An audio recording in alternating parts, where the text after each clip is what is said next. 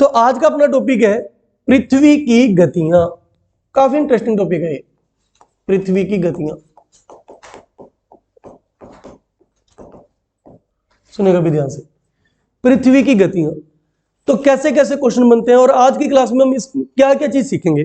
हम एक तो सीखेंगे कि पृथ्वी की गतियां क्या होती हैं, किस किस प्रकार की गति होती हैं, और पृथ्वी की गतियों का प्रभाव क्या पड़ता है। दिन रात पर प्रभाव पड़ता है या दिन रात छोटे बड़े होते हैं उस पर प्रभाव पड़ता है, ऋतुओं पर क्या प्रभाव पड़ता है, ये टॉपिक देखेंगे। इसके अलावा हम देखेंगे कि विषुव क्या होता है, विषुव।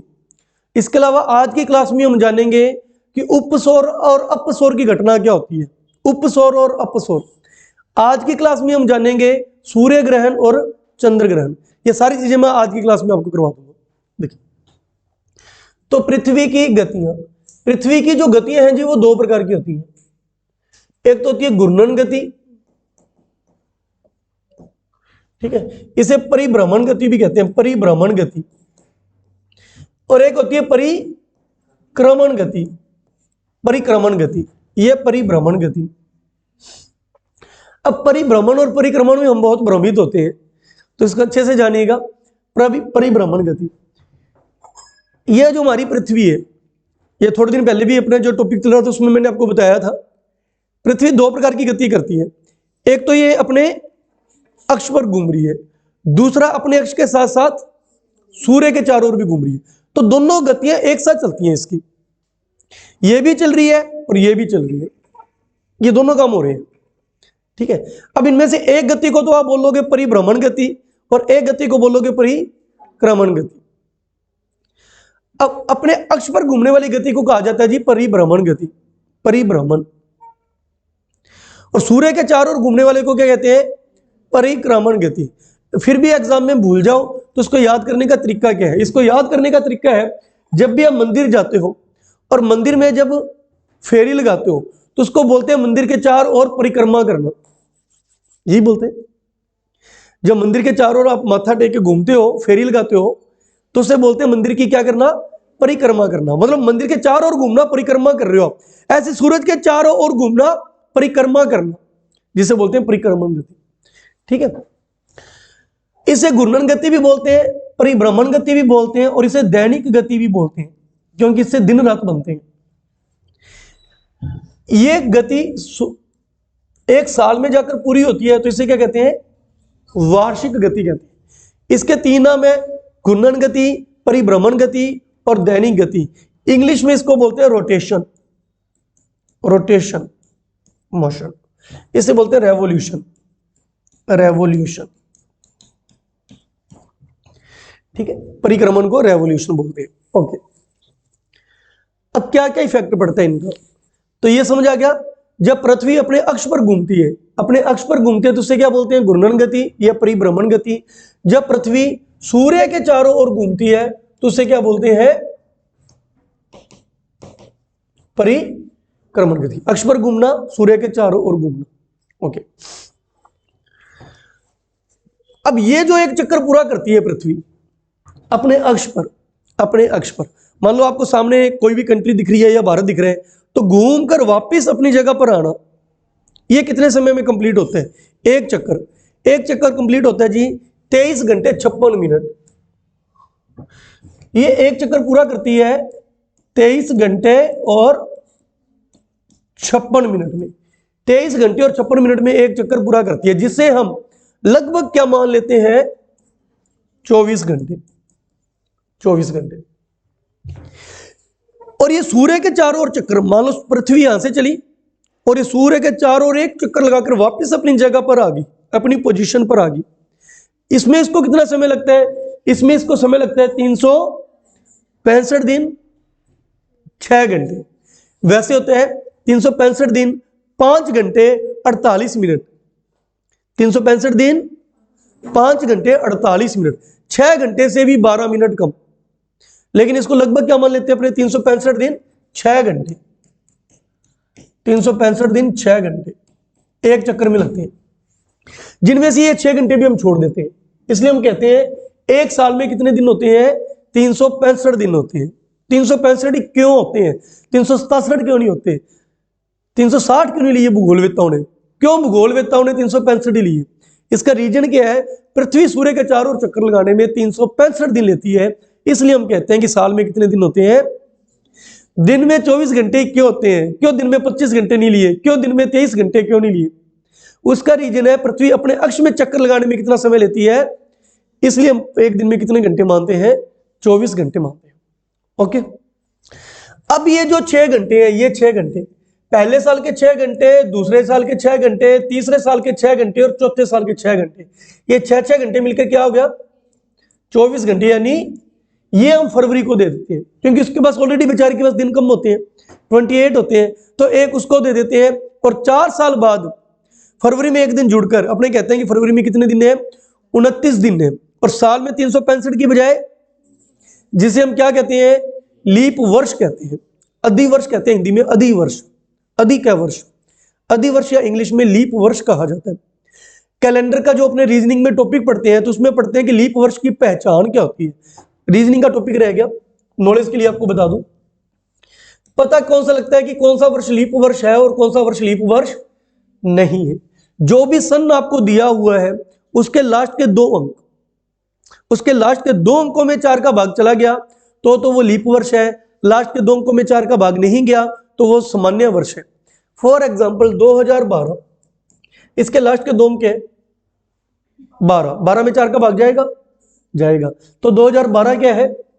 लीप वर्ष है। उसके बाद 2013 में 4 का भाग नहीं जाएगा, 14 में नहीं जाएगा, 15 में नहीं जाएगा, 16 में जाएगा। फिर 2016 क्या है? लीप वर्ष है। फिर 2020, 2024, तो लीप वर्ष हर 4 साल बाद आता है। इसकी पहचान ये होती है, ठीक है। और हर साल एक दिन बढ़कर आता है। हर साल एक दिन बढ़ के आने का मतलब, आज क्या तारीख है?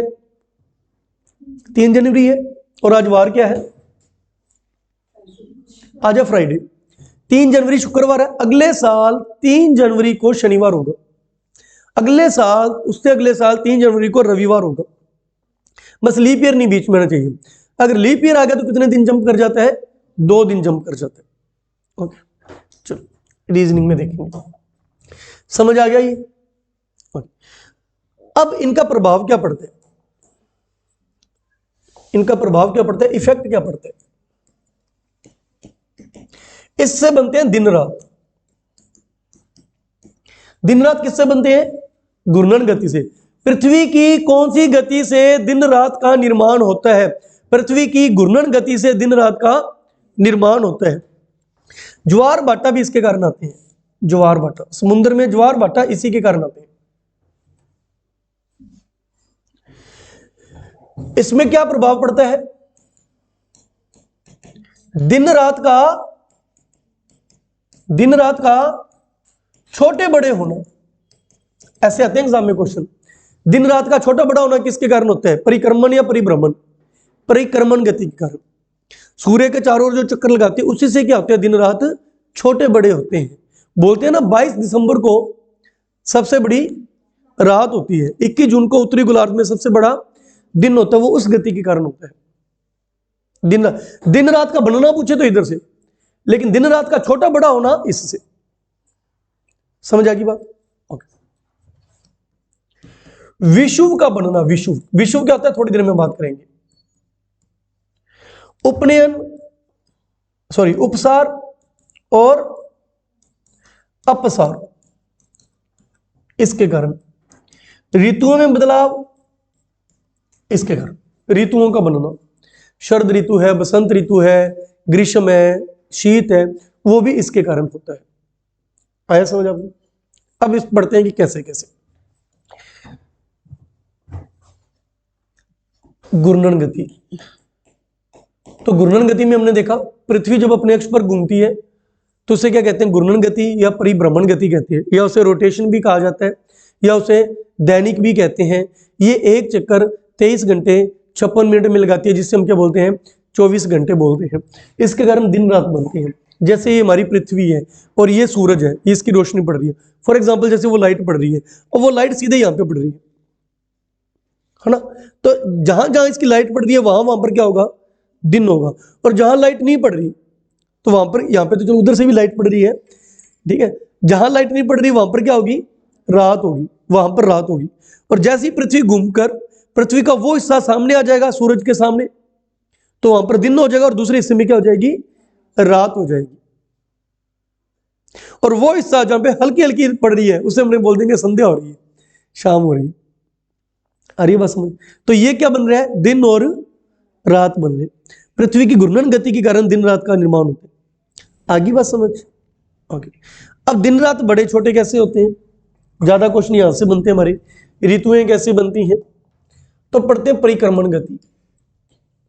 परिक्रमण गति जो सूर्य पृथ्वी के चारों ओर चक्कर लगाता है। अब इसको वैसे अच्छे से समझने के लिए तो इसका ये देखिए,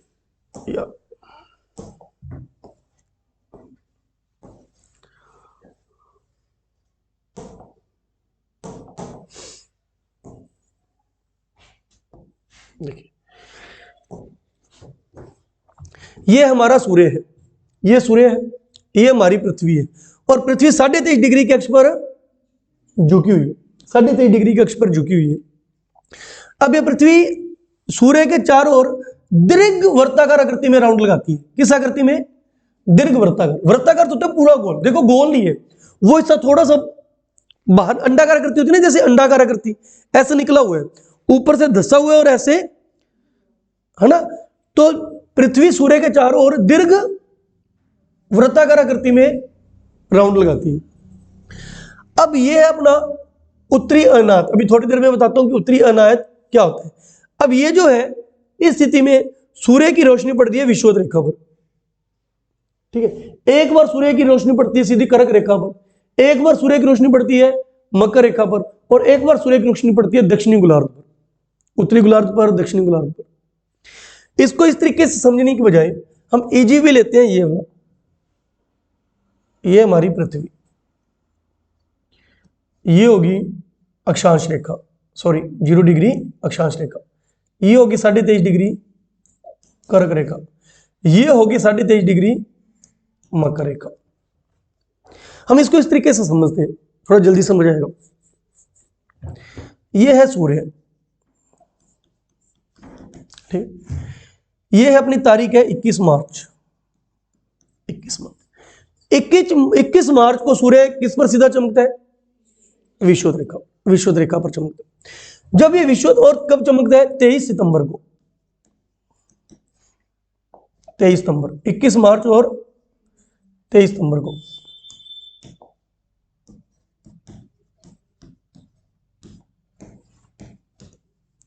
इक्कीस मार्च और 23 सितंबर को सूर्य कर्क रेखा पर सीधा चमकता है। और इस दिन पूरी पृथ्वी पर दिन और रात क्या होते हैं? समान होते हैं। 12 घंटे का दिन, 12 घंटे की रात। कारण क्या है? इस समय जो सूर्य का प्रकाश है वो चारों तरफ बराबर फैल रहा है और कम से कम आधे वृत्त पर फैल रहे, आधे वृत्त पर फैल रहे। इसलिए जितने घंटे का दिन होगा उतने ही घंटे की क्या होगी? रात होगी। इक्वली रूप से सूर्य का प्रकाश फैलता है। 21 मार्च और 23 सितंबर को। इसी स्थिति को ही बोला जाता है विषुव। अभी मैंने आपको कहा था कि विषुव कराऊंगा, इसे विषुव कहते हैं, विषुव, विषुव, ठीक है। और जब ये स्थिति होती है तो उत्तरी गोलार्ध में ऋतु स्टार्ट हो जाती है जी, बसंत ऋतु। और दक्षिणी गोलार्ध में क्या स्टार्ट हो जाती है? शरद ऋतु, शरद ऋतु। 21 मार्च को ही उत्तरी गोलार्ध में हमारे उत्तर की तरफ कौन सी ऋतु होगी? नीचे क्या स्टार्ट हो जाएगी? शरद ऋतु, क्योंकि इसके बाद सूरज ने ऊपर जाना है, सूर्य ने उत्तरायण होने। 23 सितंबर के बाद सूर्य कहां जाता है? नीचे दक्षिणायन जाता है। उस समय सूरज इनके पास जाएगा तो इधर तो स्टार्ट हो जाएगी और ऊपर स्टार्ट हो जाएगी शरद। तो यहां पे आपको दो चीजें सीखने को मिली। एक तो विषुवत रेखा पर सूर्य 2 बार चमकता है, 21 मार्च, 23 सितंबर। 21 मार्च को ऊपर बसंत ऋतु स्टार्ट हो जाएगी और नीचे शरद। 23 सितंबर को ऊपर शरद और नीचे बसंत। ये भूलना जाओ तो याद करने का तरीका है BS। पहले वैसे भी B आता है और बाद में S आता है। और हमें तो उत्तरी गोलार्ध से मतलब है, क्योंकि एग्जाम में ज्यादातर क्वेश्चन कहां से आते हैं? उत्तरी गोलार्ध पर। और यह भी माना जाता है कि लगभग 80 से 90% जनसंख्या भारत पृथ्वी के उत्तरी गोलार्ध में रहती है। नीचे दक्षिणी गोलार्ध में तो बहुत कम जनसंख्या रहती है, तो ज्यादातर क्वेश्चन उत्तरी गोलार्ध से ही आते हैं। तो पहले मार्च आएगा या पहले सितंबर आएगा? पहले मार्च। पहले बी आएगा या एस आएगा? बी। 21 मार्च को उत्तरी गोलार्ध में कौन सी ऋतु होती है? बसंत ऋतु। बसंत ऋतु। 23 सितंबर को उत्तरी गोलार्ध में कौन सी ऋतु होती है? शरद ऋतु। समझ आ गया आपको? 21 मार्च के बाद सूर्य ऊपर जाता है, जिसे कहते हैं उत्तरायण होना, सूर्य का उत्तरायण होना। 23 सितंबर के बाद सूर्य विषुवत रेखा से, इसे कहते हैं सूर्य का दक्षिणायन होना। दक्षिणायन होना, सूर्य दक्षिणायन होना स्टार्ट हो जाते हैं। नेक्स्ट देखिए, अब 3 महीने बाद, और इस स्थिति को विषुव कहते हैं भाई, याद रखिएगा।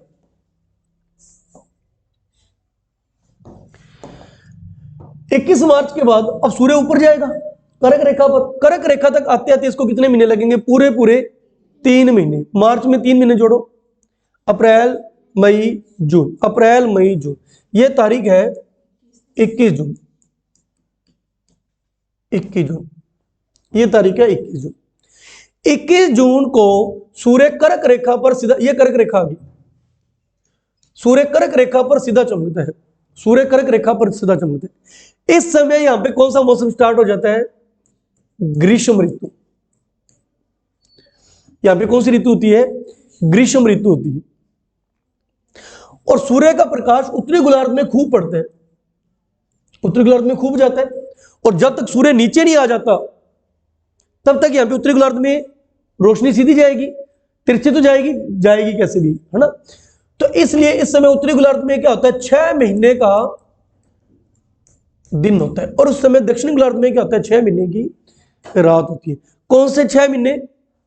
21 मार्च से लेकर 23 सितंबर तक। 21 मार्च से लेकर 23 सितंबर तक उत्तरी गोलार्ध में दिन, दक्षिणी गोलार्ध में रात। 21 मार्च के बाद सूर्य उत्तर में जाने लग गया, इसलिए उत्तरी गोलार्ध में रोशनी जा रही है इसकी, और ये घूम के वापस जब तक नीचे नहीं आ जाता तब तक यहां पे खूब रोशनी रहेगी।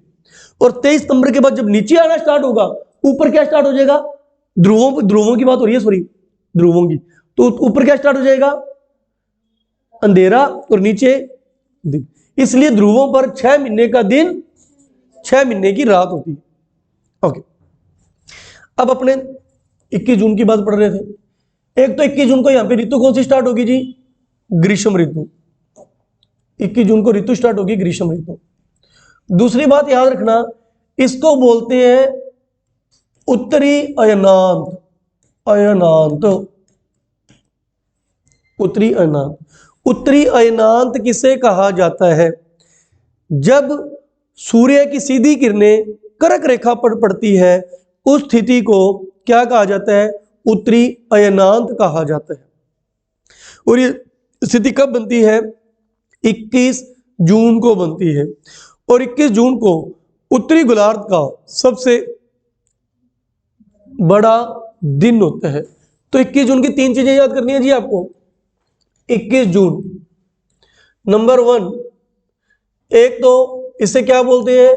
उत्तरी अयनांत, उत्तरी अयनांत बोलते हैं। इस दिन उत्तरी गोलार्ध का सबसे बड़ा दिन होता है। दिन बड़ा होगा तो रात छोटी होगी, वो अपने हिसाब से करते रहना, ठीक है। और तीसरा क्या कराया था? इस समय ऋतु कौन सी चल रही होती है? ग्रीष्म ऋतु चल रही होती है। ग्रीष्म ऋतु चलती है। ये 21 जून की 3 विशेषताएं हैं। ग्रीष्म ऋतु, उत्तरी अयनांत, सबसे बड़ा दिन, सबसे बड़ा दिन, ठीक है। अब 21 जून के बाद सूरज नीचे आएगा। हालांकि सूरज नहीं आता, कौन आती है नीचे? पृथ्वी आती है, वो इस स्लाइड के हिसाब से, है ना। लेकिन इसको समझाने में टाइम लगेगा, तो ये आपका सिंपल सा तरीका है, आप इसको इस तरीके से जानो, ठीक है। तो अभी आपको मैंने क्या कराया, ये देखो 21 जून, ये क्या लिखा हुआ है? उत्तरी अयनांत। उत्तरी अयनांत समझा दिया क्या होता है, ठीक है। और इसी समय यहां पर कौन सी ऋतु होगी अपनी? ग्रीष्म ऋतु। उत्तरी गोलार्ध में ये चीजें समझाई है मैंने आपको, उस तरीके से थोड़ा आसान है समझाना। नेक्स्ट, अब अपने करते हैं, जब सूर्य, ये विषुवत रेखा, कर्क रेखा और ये होगी मकर रेखा। अब यहां पे कब था सूर्य? 21 जून को। यहां पे कब था? 21 मार्च को। अब सूर्य वापस नीचे आएगा। जब सूर्य नीचे आएगा तो जून में फिर 3 महीने जोड़ोगे तो क्या आएंगे? जुलाई, अगस्त, सितंबर। यहां पे सूर्य पहुंचेगा 23 सितंबर को। 23 सितंबर को ये विषुव वाली स्थिति मैंने बता दी। इसे क्या कहते हैं? विषुव। ठीक है। अब सितंबर के बाद सूर्य फिर नीचे आएगा मकर रेखा पे। मकर रेखा पर पहुंचेगा तो इसको क्या बोलते हैं? दक्षिणायन होना स्टार्ट हो गया। 3 महीने जोड़ो, अक्टूबर, नवंबर, दिसंबर, 22 दिसंबर। 22 दिसंबर। एक तो ध्रुवों पर क्या बन रहा? दिन आ रहा है। ऋतु कौन सी स्टार्ट होगी? यहां पे कौन सी ऋतु स्टार्ट होगी? यहां पर शीत ऋतु। हालांकि देखा जाए तो आपने तो यही याद करना है ना। 22 दिसंबर के समय उत्तरी गोलार्ध में कौन सी ऋतु होती है? शीत ऋतु। क्योंकि क्वेश्चन ज्यादातर कौन से गोलार्ध से पूछे जाते हैं? उत्तरी गोलार्ध से ही पूछे जाते हैं। बाकी हो सकता है वो दक्षिणी गोलार्ध से भी पूछ ले, वो आपको कॉन्सेप्ट क्लियर होना चाहिए। जब सूर्य यहां पे चमक रहा है, यहां पे तो ग्रीष्म ही होगी, यहां पे सर्दी कैसे हो जाएगी? सर्दी तो हमारे उधर होगी। और सूर्य यहां पे सीधा चमक रहा है तो यहां पे दिन क्या होंगे? बड़े। हमारे दिन क्या होंगे? छोटे। तो 22 दिसंबर को उत्तरी गोलार्ध का सबसे छोटा दिन होता है। उत्तरी गोलार्ध का सबसे छोटा दिन होता है। हमारे वहां पे शीत ऋतु होती है और इस अवस्था को कहते हैं दक्षिणी अयनांत। दक्षिणी अयनांत। तो 3 चीजें होगी 22 दिसंबर की। 22 दिसंबर, 1 नंबर, उत्तरी गोलार्ध के हिसाब से, उत्तरी गोलार्ध के हिसाब से 3 बातें क्या होगी? एक तो उत्तरी गोलार्ध में सबसे छोटा दिन, सबसे छोटा दिन। दूसरी खास बात, इसे क्या कहते हैं? इस स्थिति को क्या कहते हैं? दक्षिणी अयनांत। इस समय उत्तरी गोलार्ध में ऋतु कौन सी होगी? शीत ऋतु। ये मैंने बातें उत्तरी गोलार्ध के हिसाब से लिखी है, ना कि दक्षिणी गोलार्ध के हिसाब से। क्लियर है कंसेप्ट? आपको उत्तरी अयनांत समझ आ गया, दक्षिणी अयनांत समझ आ गया, विषुव समझ आ गया। विषुव, विषुव कब होता है? जब सूर्य की किरणें विषुवत रेखा पर पड़ती हैं साल में 2 बार, उस स्थिति को क्या कहते हैं? विषुव कहते हैं। जब सूर्य की किरणें कर्क रेखा पर पड़ती हैं तो उससे क्या कहते हैं? उत्तरी अयनांत कहते हैं। जब सूर्य की किरणें मकर रेखा पर पड़ती हैं तो उससे जियोग्राफी की भाषा में दक्षिणी अयनांत कहते हैं। 21 जून की स्थिति, 21 मार्च और 23 सितंबर की स्थिति, 22 दिसंबर की स्थिति। जब विषुव होता है, जब विषुव की स्थिति होती है तो ऊपर कौन सी? 21 मार्च वाली विषुव के समय ऊपर कौन सी ऋतु होती है? बसंत। और 23 सितंबर के समय ऊपर कौन सी स्थिति होती है? शरद ऋतु होती है।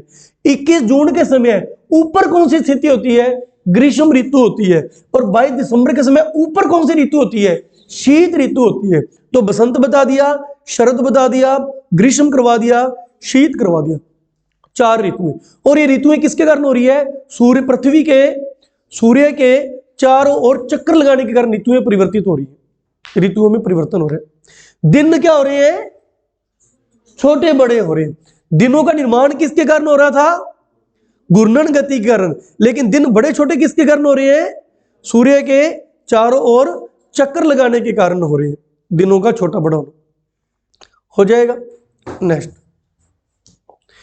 क्वेश्चन होता है सूर्य ग्रहण, चंद्र ग्रहण। सर बहुत बार पढ़ा था स्कूल टाइम में भी, यही दिक्कत आती है। इतना तो पता है जब 2 के बीच कोई तीसरी चीज आ जाती है तो ये ग्रहण लगते हैं। अब वो 2 चीजें कौन है, तीसरी कौन है? मतलब एक होता है सूर्य, एक होता है चंद्रमा और एक होती है पृथ्वी। अब सूर्य और चंद्रमा के बीच पृथ्वी आएगी या पृथ्वी और सूर्य के बीच चंद्रमा आएगा या पृथ्वी और चंद्रमा के बीच सूर्य आएगा? ठीक है, तो वो देखिए, एक होता है सूर्य ग्रहण और एक होता है चंद्र ग्रहण। सूर्य ग्रहण और चंद्र ग्रहण। सूर्य को नहीं छेड़ना आपने, सूर्य कभी किसी के बीच नहीं आता। ठीक है। अब 2 चीजें, पृथ्वी और चंद्रमा, पृथ्वी और चंद्रमा। तो सबसे पहले अपने बात करते हैं सूर्य और पृथ्वी के बीच कौन आ गया? चंद्रमा। जब सूर्य और पृथ्वी के बीच कौन आ जाता है? चंद्रमा आ जाता है। तो सूर्य की रोशनी कहां तक नहीं पहुंच पाती ढंग से? पृथ्वी तक नहीं पहुंच पाती। और सूर्य पर क्या पृथ्वी पर क्या पड़ती है? चंद्रमा की छाया। चंद्रमा की छाया। जब पृथ्वी पर चंद्रमा की छाया पड़ती है, क्यों पड़ती है? जब चंद्रमा सूर्य और पृथ्वी के बीच आ जाता है तो सूर्य की ढंग से रोशनी पृथ्वी तक नहीं पहुंच रही और चंद्रमा की छाया पृथ्वी पर पड़ती है, तो उसे कौन सा ग्रहण कहते हैं? सूर्य ग्रहण कहते हैं। उसे सूर्य ग्रहण कहते हैं। अगर चंद्रमा ढंग से इसके सामने नहीं आया, थोड़ा बहुत छाया पड़ रही है, तो उसे क्या बोलेंगे? आंशिक सूर्य ग्रहण। अगर चंद्रमा ढंग से पूरा का पूरा कंप्लीटली इसके सामने आ गया तो उसे बोलेंगे पूर्ण सूर्य ग्रहण। यह अवस्था जब भी होगी तो हमेशा कब होती है? अमावस्या। ये नहीं मैं कह रहा कि हर अमावस्या को ग्रहण लगता है, लेकिन जब भी लगेगा उस दिन क्या होगा? अमावस्या होगी। सूर्य ग्रहण हमेशा अमावस्या के दिन होते हैं। ठीक है। चंद्रमा, सूर्य का जो छेड़ना नहीं, इसका मतलब बीच में कौन आएगा? पृथ्वी। जब सूर्य और चंद्रमा के बीच पृथ्वी आ जाती है, चंद्रमा की रोशनी किसके कारण होती है? ये तो पता होगा आपको। चंद्रमा की रोशनी किसके कारण होती है? सूर्य के कारण होती है। अब चंद्रमा को क्या नहीं मिल पा रही? सूर्य की रोशनी नहीं मिल पा रही। चंद्रमा पर क्या हो रहा है? छाया पड़ रही है। किसकी? हमारी पृथ्वी की। चंद्रमा पर पृथ्वी की छाया पड़ने लगी। जब चंद्रमा पर पृथ्वी की छाया पड़ती है तो उसको क्या बोलते हैं? पृथ्वी ढंग से इन दोनों के बीच नहीं आई, ऊपर नीचे है, आधी रोशनी पहुंच रही है, आधी नहीं पहुंच रही, तो उसको क्या बोलेंगे? आंशिक चंद्र ग्रहण। लेकिन अगर पृथ्वी कंप्लीटली इसके सामने आ गई बीच में और रोशनी नहीं पहुंच पा रही तो उसे क्या बोलेंगे? यह स्थिति अगर हुई तो हमेशा कब होगी? मैं ये नहीं कह रहा कि हर पूर्णिमा को चंद्र ग्रहण होता है, लेकिन चंद्र ग्रहण जब भी होता है वो हमेशा पूर्णिमा के दिन ही होता है। पूर्णिमा की रात को होता है, सॉरी, क्योंकि चंद्र ग्रहण तो रात को पता लगेगा। क्लियर है? यहां से हल्का फुल्का क्वेश्चन बन जाते हैं।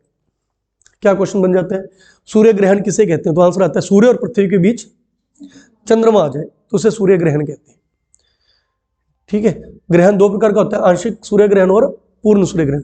सूर्य ग्रहण हमेशा अगर होगा तो कौन से दिन होते हैं? अमावस्या के दिन होते हैं। चंद्र ग्रहण किसे कहते हैं? जब सूर्य और चंद्रमा के बीच पृथ्वी आ जाती है। ऐसे भी पूछ सकता है चंद्रमा पर किसकी छाया पड़ने पर ग्रहण लगता है? तो पृथ्वी की छाया पड़ने पर। यह मतलब कहते हैं सूर्य की छाया। सूर्य की कौन सी छाया? सूर्य तो अपने आप से पूरा का पूरा लाइट है, उसकी कौन सी छाया होती है? चंद्रमा पर किसकी छाया पड़ रही है? पृथ्वी पर किसकी छाया पड़ रही है? चंद्रमा की। क्लियर? तो क्या क्या कर लिया आज हमने? दिन रात हो गए, उत्तरी अनायत और दक्षिणी अनायत हो गया, सूर्य ग्रहण चंद्रमा ग्रहण हो गया। अब रह गया उपसार और अपसार। उपसार और अपसार। यह है सूर्य, यह है सूर्य, यह है हमारी पृथ्वी जो दीर्घ वृत्ताकार स्थिति में क्या कर रही है? सूर्य के चारों ओर चक्कर लगा रही है। क्लियर है? दीर्घ वृत्ताकार आकृति में सूर्य के चारों ओर चक्कर लगा रही है इस तरीके से। अब साल में एक स्थिति ऐसी आती है जब सूर्य पृथ्वी के काफी नजदीक पहुंच जाता है, और एक स्थिति ऐसी आती है जब सूर्य पृथ्वी से सर्वाधिक दूरी, मतलब मैक्सिमम दूरी बस इतनी है, इससे ज्यादा दूरी नहीं होगी। मिनिमम इनके बीच इतना डिस्टेंस तो रहेगा ही रहेगा, इससे कम डिस्टेंस नहीं होगा। आ रही है बात समझ? जब पृथ्वी सूर्य के सर्वाधिक नजदीक पहुंच जाती है, जब पृथ्वी सूर्य के सर्वाधिक नजदीक पहुंच जाती है, नजदीक पहुंच जाती है, तो उस स्थिति को उपसौर कहते हैं। उस स्थिति को क्या कहते हैं? उपसौर कहते हैं। जब पृथ्वी सूर्य के अधिकतम दूर पहुंच जाती है, दूर चली जाती है, तो स्थिति को अपसौर कहते हैं। यह स्थिति हर साल कब होती है? 3 जनवरी को। यह स्थिति हर साल कब होती है? 4 जुलाई को। कोई क्वेश्चन बन रहा है मन में? कोई आपके मन में क्वेश्चन उठ रहा हो? उठना चाहिए, नहीं उठ रहा तो आपको समझ नहीं आया। नहीं, अच्छा 3 जनवरी आज ही, वेरी गुड, ठीक है, तो आज उपसौर बना हुआ है। आगे और कोई क्वेश्चन बन रहा है मन में? पृथ्वी सूर्य के बिल्कुल करीब है, क्या क्वेश्चन बन रहा है? गर्मी होनी चाहिए, नहीं है गर्मी, सर्दी है। अब इसका रीजन भी आप बताओ। हाँ, वेरी गुड, बहुत इतना समझाया पहले तो ये देखो, इसको याद कर लेना कि याद कैसे रहेगा। देखो एक तो ये ऊ और ये 3 हो जाएगा याद। ऊ भी ऐसे ही लिखते हैं अपने, 3 भी ऐसे ही लिखते हैं। तो 3 जनवरी को उपसौर होता है, अपसौर नहीं होता। पहले जनवरी आती है और उपसौर और अपसौर में पहले उपसौर और बाद में अपसौर। याद कर लोगे, समझ आ गया। अब एक मन में क्वेश्चन बनता है कि सर आप कह रहे हो कि 3 जनवरी को पृथ्वी सूर्य के बिल्कुल पास होती है, तो गर्मी होनी चाहिए ना भयंकर, ठंड कैसे बढ़ रही है? तो कारण क्या है कि जो ये हम अपने इंडिया के लेवल के हिसाब से सोच रहे हैं, लेकिन अब पृथ्वी के हिसाब से सोचो, ये सूर्य है और ये पृथ्वी है। इस समय हमारा जो भारत है वो इसके पीछे है, मतलब सूर्य कहां पर है? दक्षिणायन में है। अब ये देखो, जनवरी के महीने में सूर्य कहां पर होता है? जनवरी के महीने में, दिसंबर जनवरी के महीने में सूर्य कहां पर होता है? दक्षिणायन होता है। मतलब सूर्य की किरणें कहां पर पड़ रही है? दक्षिण भारत पर पड़ रही है, सॉरी दक्षिणी गोलार्ध पर पड़ रही है, दक्षिणी गोलार्ध। और इसी समय सूर्य क्या है? पृथ्वी के करीब है। तो हमारा भारत कर्क रेखा पर होने के कारण इससे दूर बहुत है। हम तो उत्तरी गोलार्ध में है ना, और हमारे यहां ऋतु कौन सी चल रही है? शीत। वहां पे ग्रीष्म ऋतु चल रही है, और उनके समय में सूर्य इनके सबसे करीब आ गया, तो वहां पे ग्रीष्म ऋतु तो है, लेकिन गर्मी हमसे भी कहीं ज्यादा है। हमारे यहां जहां गर्मी पड़ती है उससे ज्यादा गर्मी यहां पे हो जाती है। ठीक है, समझ आई बात? और हमारे यहां पे सूर्य 4 जुलाई को क्या होता है? सर्वाधिक दूर होता है, शुक्र है, तो भी गर्मी इतनी होती है। अगर 4 जुलाई वाला उपसौर होता, 3 जनवरी वाला, तो सोचो एक तो पहले इतनी गर्मी होती है और सूर्य और करीब ले आओ। आई बात समझ आपको कि जब उपसौर बनता है पृथ्वी और सूर्य का, उस समय हमारे यहाँ पे शीत ऋतु चल रही होती है, क्योंकि सूर्य उस समय क्या है? दक्षिणायन में है, उत्तरायण में नहीं है। सूर्य उत्तरायण में होता तो पता लगता। ये दूसरी बात है। Is that clear? उपसौर हो गया, अपसौर हो गया, उत्तरी अयनांत हो गया, दक्षिणी अयनांत हो गया, बसंत, शरद, ग्रीष्म और शीत ऋतु होगी। ठीक है, समझा जाएगा आपको ये टॉपिक?